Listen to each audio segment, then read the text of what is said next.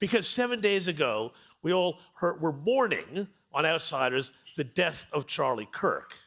And today, well, Hollywood leftists are mourning their careers.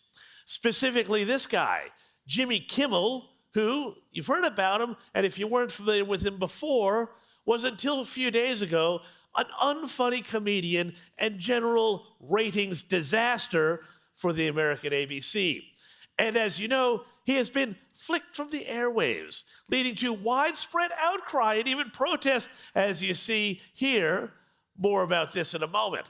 Now, it is important to know why Kimmel was flicked. And it was, as you know, not just because he said some unkind or unfunny things about Charlie Kirk. I mean, we can all take that, right? But because he said also some really inaccurate things as well. We hit some new lows over the weekend with the MAGA gang desperately trying to characterize this kid who murdered Charlie Kirk as anything other than one of them and doing everything they can to score political points from it. Yes, that's right. According to Jimmy Kimmel, the guy who allegedly shot Charlie Kirk repeatedly talked about how much he hated Charlie Kirk's rhetoric, a guy whose family said he was becoming more and more obsessed with left-wing policies over the past few years and was in some sort of odd, furry, don't ask, relationship with his transgender housemate. Yeah, I mean, this is the sort of MAGA dude I saw at Trump rallies all across the U.S. last year. Yeah. Anyway, this once upon a time, what Kimmel said, would have once been considered misinformation. You know, the sort of thing our E. Karen wouldn't have liked very much. And Kimmel was, of course, let's point this out, very much against disinformation, or at least he was when he was on a few years ago, the receiving end of some scurrilous, untrue gossip about him. And as far as the, well, you say things about people all the time argument goes, yes, I do. It's not the same. It's not even close to the same. We say a lot of things on this show. We don't make up lies. In fact, we have a team of people who work very hard to sift through facts and reputable sources before I make a joke. We have a team of people. We don't make stuff up. We're professional comedians. We're professional late-night comics, of course. But Kimmel, of course, is also a lovely fellow who would never, ever wish ill on anyone except, well, he was happy for Tesla shares to plummet and for Tesla dealerships to be vandalized. Tesla stock is way down, almost disastrously so. People have been vandalizing Tesla vehicles, new Tesla vehicles. Please don't vandalize, don't ever vandalize Tesla vehicles. And so, yeah. And he even did a whole routine about how much his staff loved Luigi Mangione. Remember this guy? This was the guy who allegedly shot the United Healthcare CEO and who, you know, he was a CEO, so of course he had to die because CEO and capitalism, right? these are screen grabs of actual exchanges between our members of our staff and their friends, relatives, whatever. I've changed the names to protect the guilty, but let's see. Lorraine C. asks, do you guys think the United Healthcare CEO killer is hot? Friend replies, yes. I love Luigi. I think he's gay, though. This is an exchange between two of our producers. We'll call them Elphaba and Glinda. My TikTok is flooded. My mom chain's going nuts. That's my TikTok. Everyone is obsessed. People are saying a New York jury has the power to find him innocent because we all love him. I'm not mad at him. So we see the sort of stuff that Kimmel traffics in, but, you know, at least he's not a hypocrite. He'd only be a hypocrite if he and his crew celebrated when someone that they didn't like lost their job. Fox News has severed bow ties with Tucker Carlson. After all these years, they are parting ways, which means he was fired. I mean, that's really what parting ways means.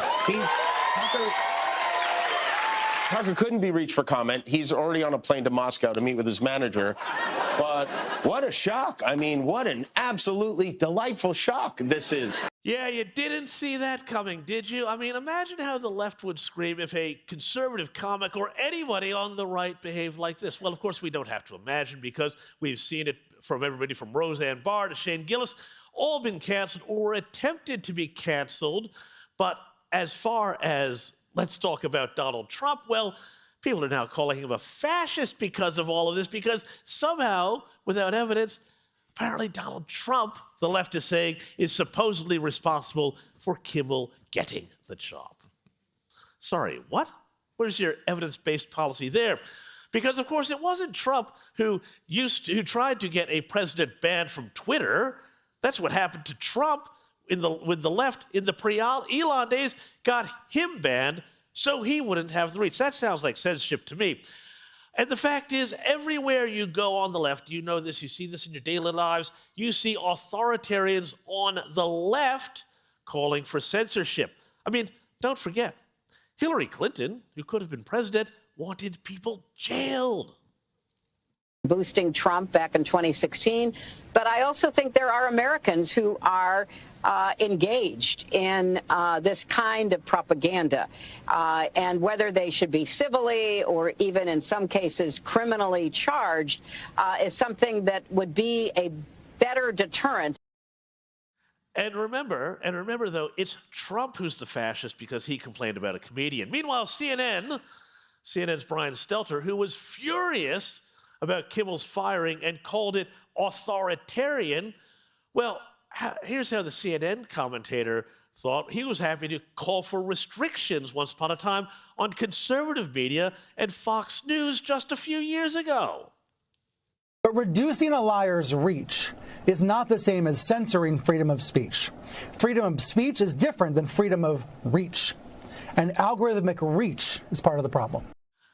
Look, the establishment left, which once upon a time treated the First Amendment, you know, that freedom of speech thing we have in America, and which we could probably use here in Australia, well, they used to treat the First Amendment like Holy Writ, and quite properly too. But today, they have become absolutely terrified of free speech and pushed for ever greater regulation of people like us and people like you, because they don't want you speaking or hearing the truth. Have a look at this. This is the mainstream left in America. You shouldn't be banned from one platform and not others for providing misinformation out there. There's no guarantee to free speech on misinformation or hate speech, and especially around our democracy. There are Americans who are engaged in this kind of propaganda. And whether they should be civilly or even in some cases criminally charged is something that would be a better deterrent. If people go to only one source and the source they go to is sick and, has an agenda and they're putting out disinformation, our First Amendment stands as a major block. It's really hard to govern today. This is a matter of corporate responsibility. Twitter should be held accountable and shut down that site. It is a matter of safety and corporate accountability. When you look at what Tucker Carlson and some of these other folks on Fox do, it is very, very clearly incitement of violence. But my biggest concern is that your view has the First Amendment hamstringing the government in significant ways. You see, I don't know. I kind of feel like all of this leftist talk, that's where the real authoritarians lie. I actually even think that's where the real fascists lie in all of this. But now, of course, because Donald Trump is involved, well, suddenly any criticism of speech becomes fascist. Speaking of which, I want to give you another truth bomb here today for you to check out here. Check this out, because the left, as I mentioned before, have been losing their minds about the Jimmy Kimmel firing. They've been having these protests, and here's a little footage of a totally spontaneous demonstration outside ABC studios in New York to save Jimmy Kimmel. And I want you to watch the screen real closely here. Pay attention to the signs, and I'll explain why in a moment. I want to echo everyone, including Jim Kimmel, who very powerfully talked about how what we are facing now is not just another bad president. We are facing fascism.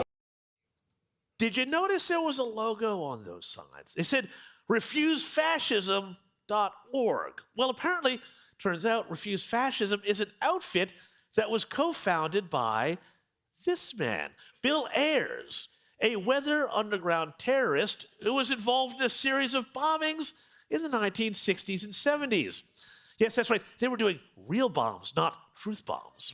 And Ayers was, of course, mentor to this man, former President Barack Obama.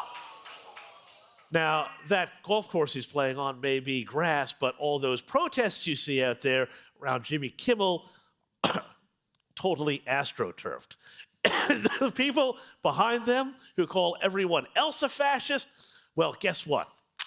They need to look in the mirror.